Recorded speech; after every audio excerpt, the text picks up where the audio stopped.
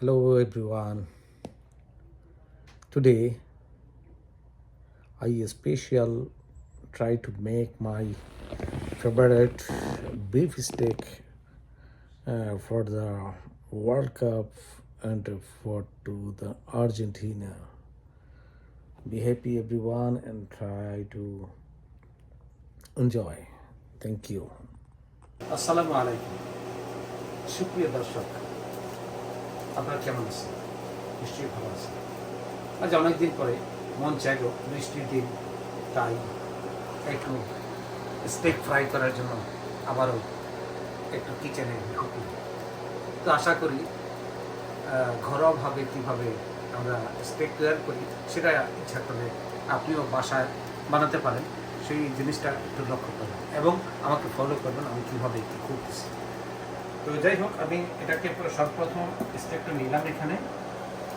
তো স্টেকটা নেওয়ার পর আমি এখন সমস্ত মশলাগুলি অলরেডি দিয়ে ফেলেছিলাম, তারপর ক্যামেরা স্টার্ট করেছিলাম। তো এনিওয়ে আমার এখানে কী কী আছে, সল্ট আছে, ব্ল্যাক পেপার আছে, গার্লিক আছে, অয়েল আছে, তারপরে বাটার বা ঘি ইউজ করতে পারেন। এই 5-6টা জিনিস আমার দরকার, 1 2 3 4 5 6।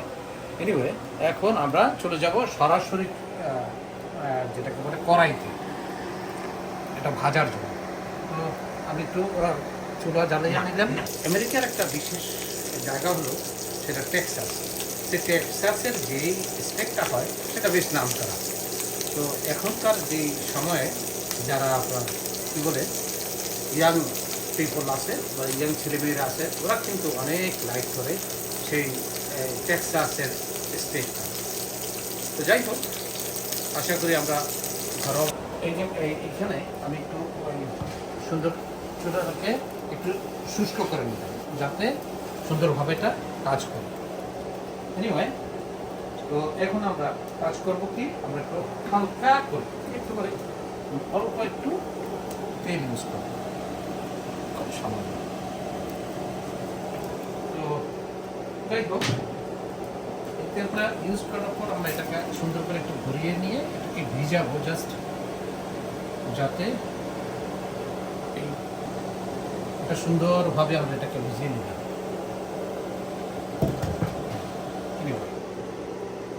তেলটা যখন গরম হবে তখন আমরা এটার সেকেন্ড ধাপে চলে যাব। এখন আমি দেখব এটা তাপ কতটুকু হয়েছে, তেলটা কতটুকু গরম হলো কি হলো না। তো আমার যখন হাতে একটু আন্দাজ করতে পারবো যে 6 ইঞ্চির উপর থেকেই আমি দেখবো যে হ্যাঁ তেলটা মোটামুটি গরম হয়ে গেছে। এখন আমরা ইনশাআল্লাহ এই স্টেকটাকে সুন্দরভাবে এখানে বসিয়ে দেব। ঠিক আছে,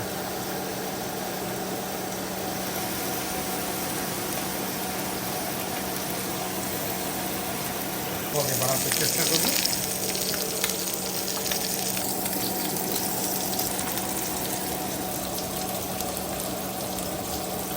এখানে একটা সুন্দর বিষয় দেখবো, এখানে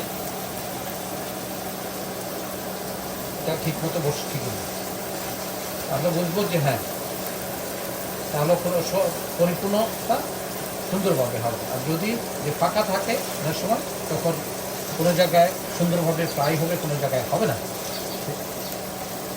এখন এটা 1 পিঠ হয়ে গেছে 50%। এবার আমরা আরেকটা পিঠে নিয়ে চলে যাব। আমরা একটু দেখে নিব যেটা এই পিঠটাকে একটু হালকা করে বসিয়ে দিব যাতে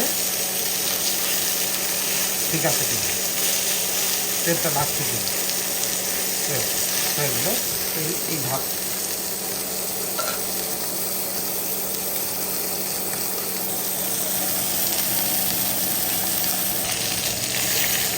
এখন আমরা এটাকে উঠিয়ে নিব একটা তৈরি করে, তারপর 10 মিনিট বা 5 মিনিট যাচ্ছি।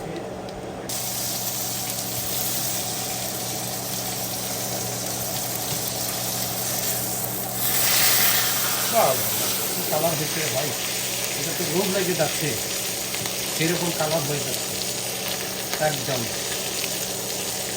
Very first class. একটু ব্রাউন কালার হতে হবে। যদি অয়েল কুক করতে চান তাহলে একটু ব্রাউন কালার হলে সুবিধা হবে। আর যারা একটু কাঁচা পছন্দ করেন তাদের জন্য আবার একটু আলাদা। ব্রাউন কালারটা সবাই লাইক করে সব জায়গায়, কারণ স্টেকের বা যে কোনো মাংসের জন্য ব্রাউন কালারটা নাম্বার 1।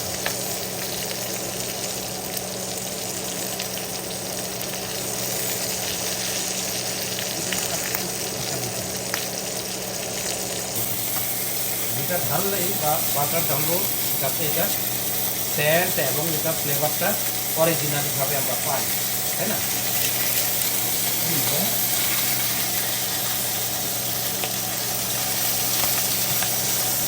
আবার একটু উঠে দিলাম,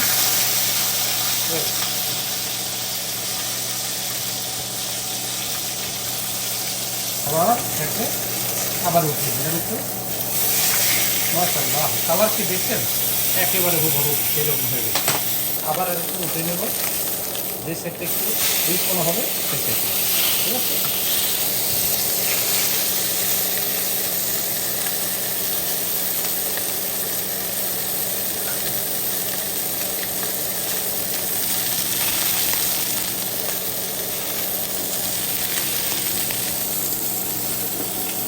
এটা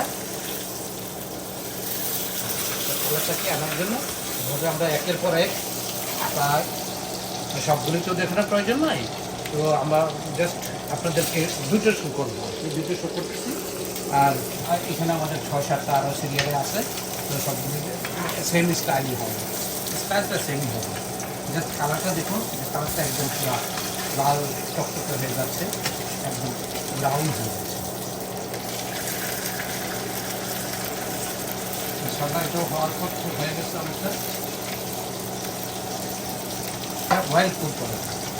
তো যখন খাবেন ভিতরে নরম থাকবে এবং উপরটা লাল থাকবে।